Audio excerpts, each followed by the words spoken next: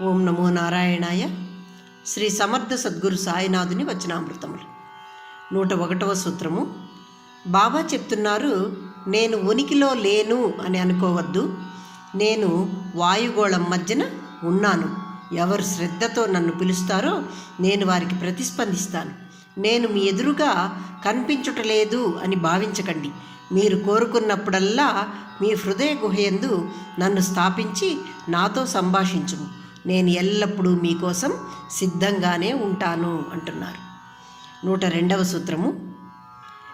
చెట్లు పువ్వులను మరియు పువ్వులు కాలానుగుణంగా పండ్లను ఒసుగుతాయి.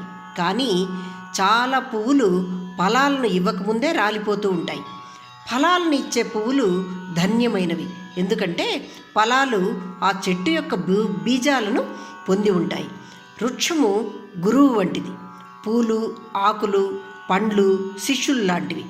గురువు యొక్క జ్ఞాన స్పృహ అను బీజాన్ని ఈ శిష్యులు కలిగి ఉంటారు. ఆ విధంగా ఈ చక్రం నడుస్తూ ఉంటుంది. ఈ చక్రము ఇలాగే పూర్తవుతూ ఉంటుంది. గురువు శిష్యులు అనే చక్రము పూర్తవుతూ ఉంటుంది అని చెప్తున్నారు బాబా ఇక్కడ. 103వ సూత్రము. మీరు ఎవరినైనా వారి పేరు, వారి రూపాన్ని చూసి సొంతంగా వారిపై ఒక అవగాహన ఏర్పరచుకుంటారు అంటున్నారు బాబా ఇక్కడ. మీరు వారి యొక్క ప్రధాన లక్షణాలను కానీ వారి తెలివిని కానీ గుర్తించరు. మీరు పేరు కన్నా వారి వ్యవహార శైలిని గమనించండి.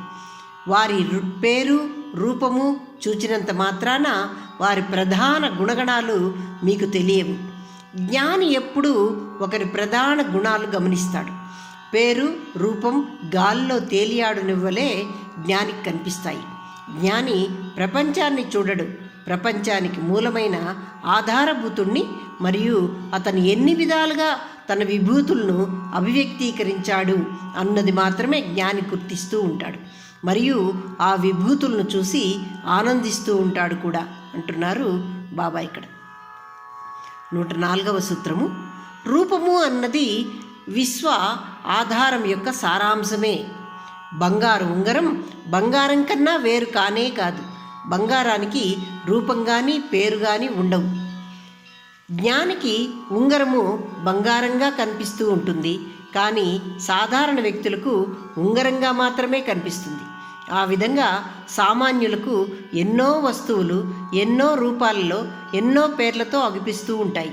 సామాన్యుడు తన మామూలు పేర్లు, రూపాలు అను భావన యందు కొట్టుమిట్టాడుతూ ఉంటాడు.